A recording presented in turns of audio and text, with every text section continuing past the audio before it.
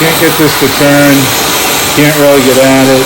We're going to try and heat around it. We've been using our impact driver and it just ain't moving. I don't really want to drill it.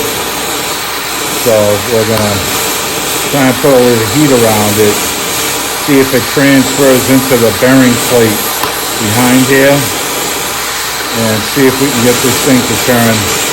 Worst case scenario, the threads are going to strip out. And we'll have to drill it out. There it goes. We're gonna have to do that on the other side as well. Yeah, we tried to do that before we heated it, and it was not budging at all. It's kind of rare, but you know, we did a video for a rear wheel bearing on this car. And if you go and watch that, this all makes sense. Yes. It was horrible doing that job. My God, the bearing just would not let loose. All right, so we're gonna pull the caliper off, and these are two 17mm bolts here. They're pretty heavy. Oh, I'll get these off.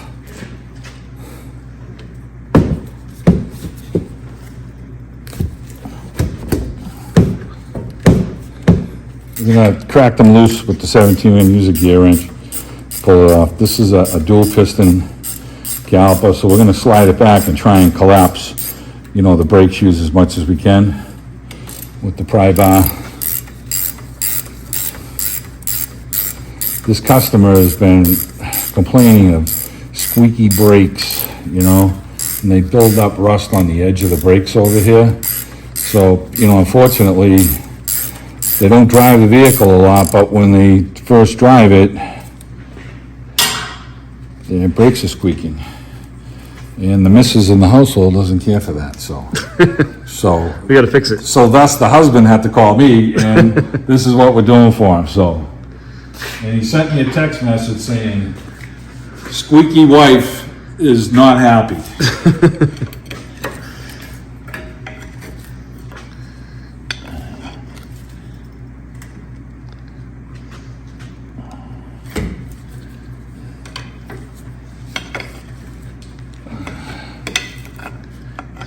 So right now we're collapsing the brake pistons in there. Yeah, just getting them going a little bit, and I'd like to get the brake pad so that I can get in between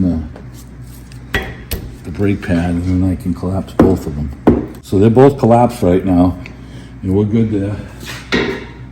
So we're gonna slide the caliper off, sit it up on top. And you know, you look at the brakes, they're in great condition, but they don't drive the car a lot. So, you know, try, you know, you're gonna take these off and grind the rotors, and it's all labor, and you know, at this point, if you're gonna take it off, replace it with something new. So that's the route that we're going. So, but you know, the brake pads are in good condition. But you know, if you put new rotors on and you put the old brake pads on and you still get a squeak, then what? So I like to use the ceramic brake pads so that you don't get the squeak, personally, and you don't get the brake dust off of them. And this car is white, so they went with the ceramics. So I'm gonna get the brake bar off right now. It looks like an 18mm bolt in the back here, and then we'll get the rotor off. Yeah.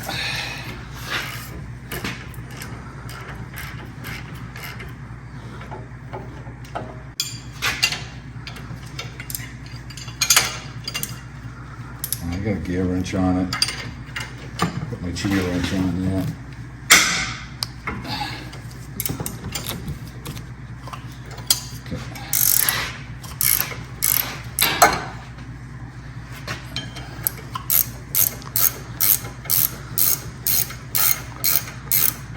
I can't remember if the last time I've ever had to heat one of those bolts to get the rotor off. Yeah, it was a pain. Yeah, it's pretty rare. You know, normally that doesn't happen, but you really need that impact driver to remove that with the T40 Torx bit.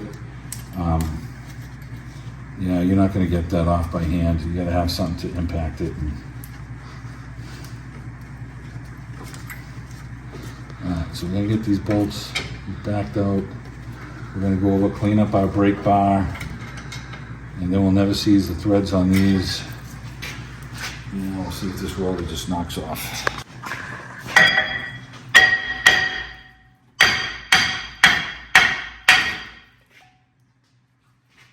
So we're gonna clean the coating off the brake rotor on both front and rear, and the front and the back side of it. Want to get the oil off of it. You smell the oil when you first start driving the car, and until it burns off a little bit, but we don't want it on the material where the brake pads are going to be riding. So we clean this up. We're going to go never seize the hub, and we're going to put the rotor on now.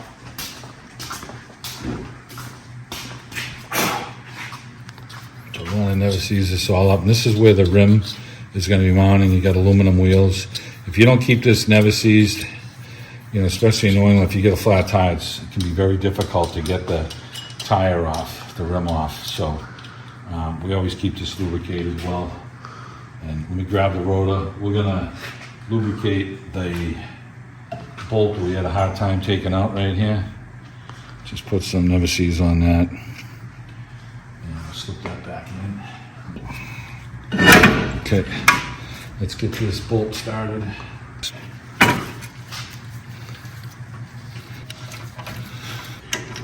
We've got the caliper pins here, and they go on last, but we're just gonna lube these up now.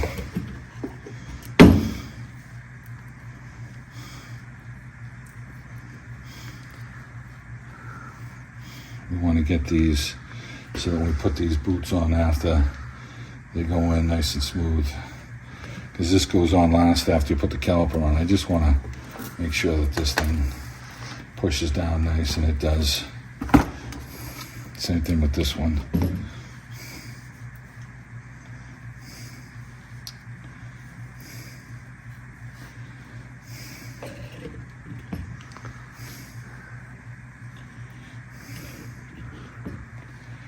And you've got one that's got a little rubber stamp on it here, and that one should go on the bottom. I'm going to pull the other one just to double check to make sure. And we'll slide this one in. Okay, all right, so these are all lubed up. We're going to remove the clips from the calipers here. We got to clean these all up with the file.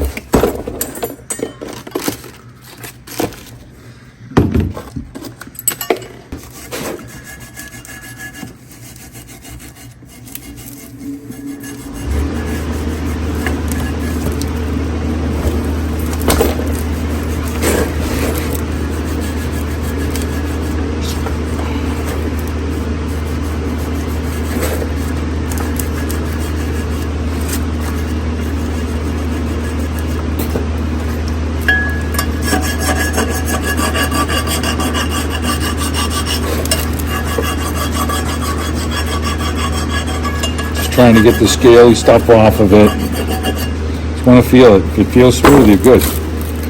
You can see some scale and some rust debris. You want to try and remove it. You're not going to get this thing shiny clean, but you want to be able to feel with your finger and make sure it's smooth. And that's good.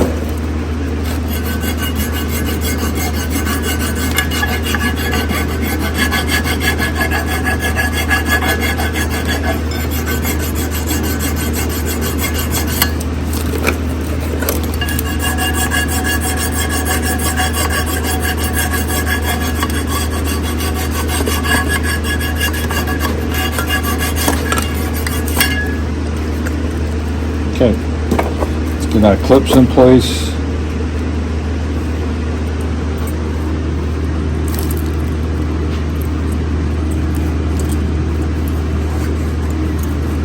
And there.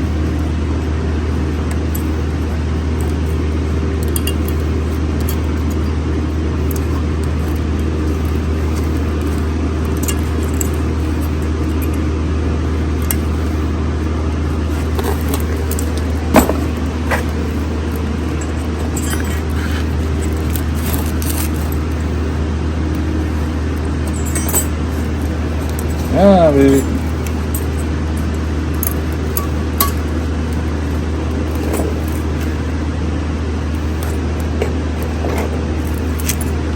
There's lefts than rights, so you want to make sure that you get your clips on right.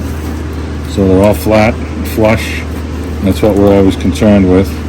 Now we're gonna put our caliper pin lube in here.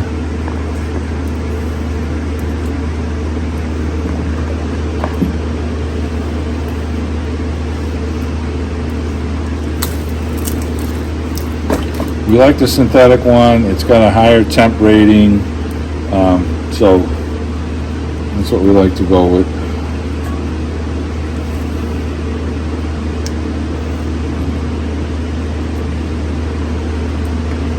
Okay, these brakes are kind of a pain in the ass to put on. They have these clips on them that push on the outside, so normally we put these on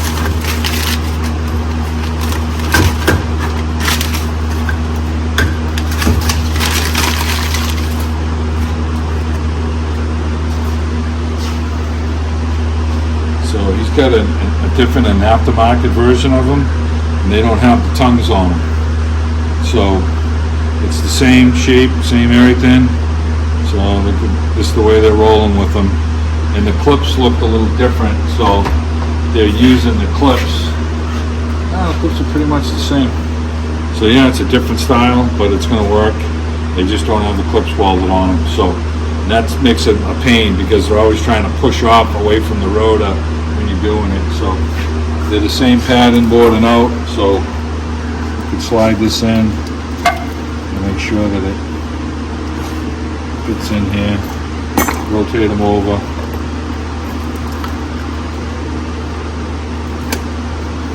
Got one on.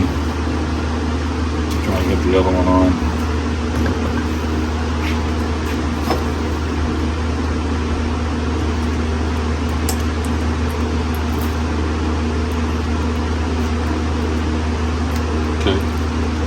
Alright, so we got our rotor on.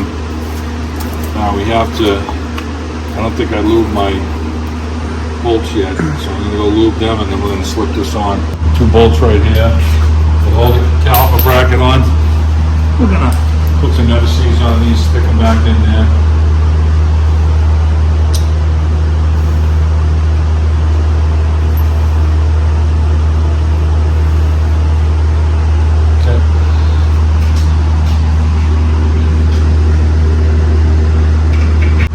Keep our boots all lubed up.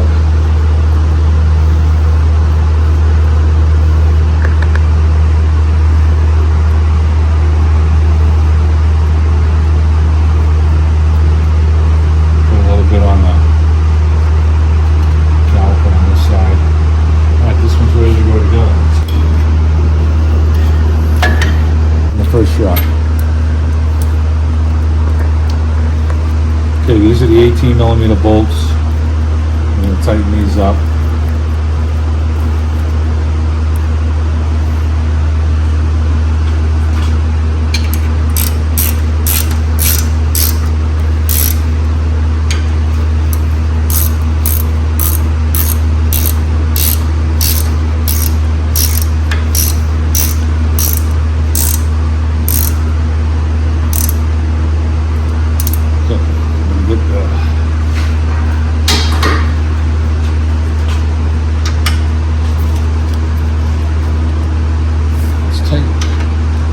This one's very tough to get on.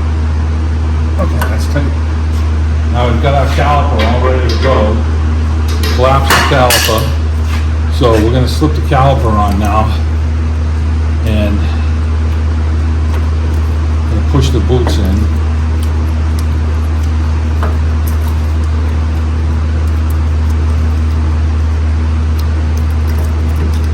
Now we have 2 caliper pins. One of them has a rubber boot on the end of it. That one went on the top. So I'm going to feed this thing in there. That one in there. And this one has a little boot on the top of it. We've already pre-lubed these. So sliding them in together.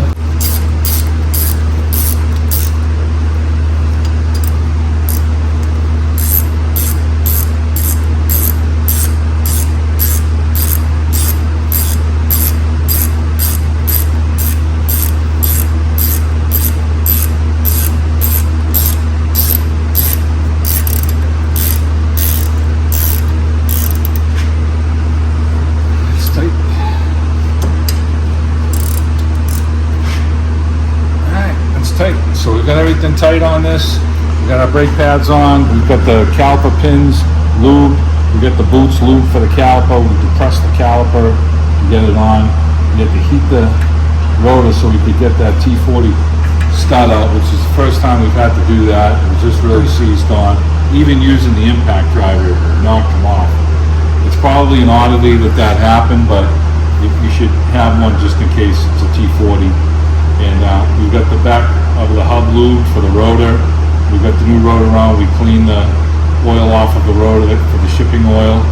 So this side is all together. You just got to pump up your brakes, and then it's going to be the same procedure on the driver's side.